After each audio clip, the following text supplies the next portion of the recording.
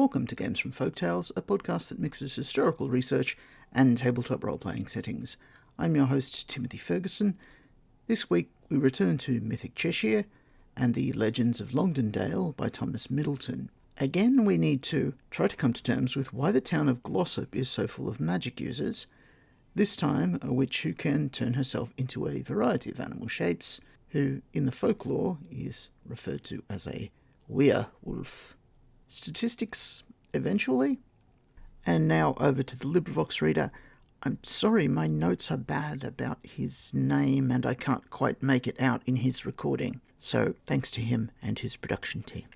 Legends of Longdendale by Thomas Middleton.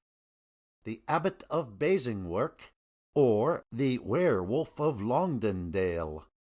Read by Brian Fullen, Plano, Texas, January 2025.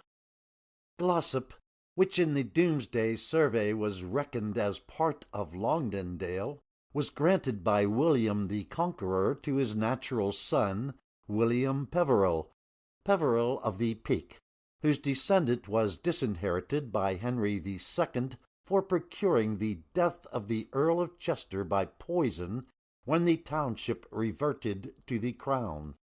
King Henry, however, being on a military expedition to North Wales, became acquainted with the monks of Basingwark, and in return for their friendship and attention he bestowed the township upon Basingwark Abbey. A road which crosses a portion of Longdendale is known as the Monks' Road, and is so called because the monks of Basingwark are said to have made and used it. On the wildest part of this road stands a large stone, hollowed out in the shape of a rude seat, which is said to have been the seat of the Abbot of Basingwark, who periodically held open-air court on that spot.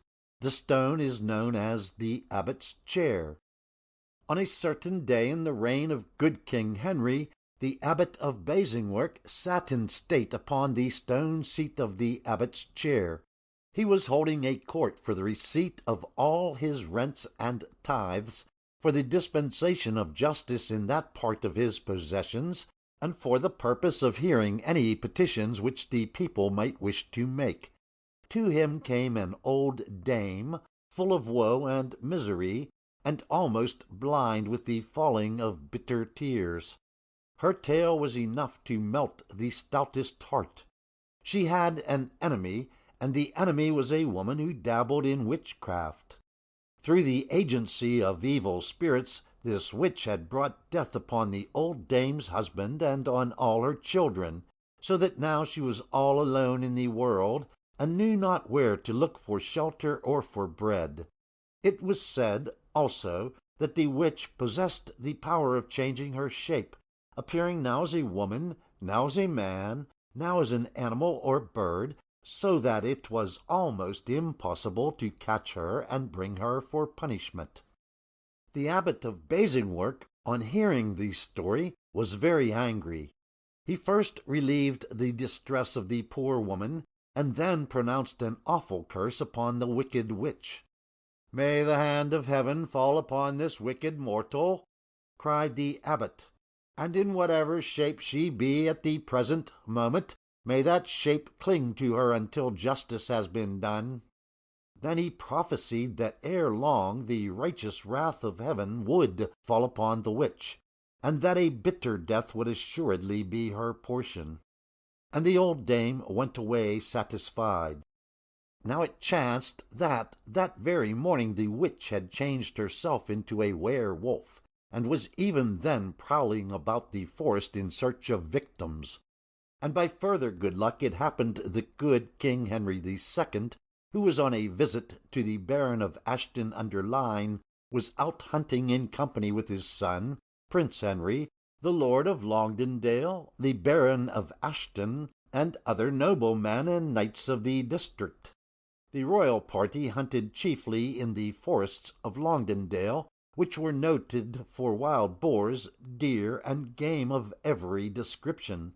And inasmuch as it was customary at a royal hunt for every portion of the forest to be explored, and all the game therein, great and small, driven forth before the hunters, There was, providing there was any efficacy in the abbot's curse, every prospect of the wicked old witch being immediately laid by the heels. On former occasions, when she had assumed the form of an animal, it had always been easy for her, if pursued, to fly into the nearest thicket, and there resume her human shape, or else to suddenly disappear altogether. But if the abbot's curse took effect and compelled her to remain in the garb of a werewolf, then it was almost certain that she would meet her doom before the sun set. The hunt proceeded, and the huntsmen met with good sport, but the chief success of the day fell to the lot of the Lord of Longdendale, who slew several horrible British tigers, and after a tough struggle succeeded in killing the largest wild boar which was ever seen in Cheshire. Prince Henry, who was a valiant youth, was desirous of imitating the exploits of the Lord of Longdendale, and accordingly he repaired to a gloomy part of the forest in search of some worthy adventure. Here, to his great surprise, he was suddenly set upon by a fierce old werewolf, which, taking him unawares, seemed likely to put him to death. At the first assault the prince's steed, by swerving as the werewolf sprang, luckily saved the rider, and Prince Henry was enabled to bring his hunting spear to bear upon the beast. He drove at it, and although he succeeded in piercing its side, so that it cried out horribly, more like a human cry than a beast's, said the prince, when he afterwards came to recount the story of the combat, yet it seized the spear handle in its 4 paws, and with a snap of its great jaws broke the spear clean in 2, so that the royal huntsman was left almost defenceless.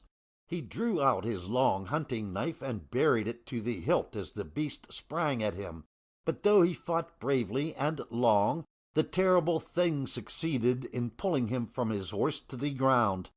Here the prince gripped the beast by the throat, but his strength was much spent, and it seemed almost certain that he must succumb. Fortunately, however, he had been followed at a distance by the Baron of Ashton, who arrived upon the spot just in time to turn the fight, and to engage and finally slay the werewolf. Great honor was, of course, bestowed upon the Baron of Ashton, and the carcass of the wolf was taken in triumph to the castle at Ashton-under-Lyne. Upon the beast being opened, its stomach was found to contain the heads of 3 babes which it had devoured that morning. Much talk then ensued as to the unusual fierceness shown by the werewolf, and the prince again and again asserted that at times the cries of the beast were most human in sound. A forester, also, on hearing of the exploit, came forward and gave some strange testimony. "May it please your highness," said he, "I was to-day lying in a doze beneath the greenwood, whither I had crawled to hide, the better to enable me to watch and ambush certain forest marauders who interfere with the deer, when I was suddenly startled by a strange noise, and on looking through the copse, beheld a werewolf tearing at its own skin as though it desired to cast it off, even as a man discards his clothes. And the thing screamed and moaned piteously, and it seemed to me that a woman's cracked voice, muttering wild incantations, emerged from the beast's throat.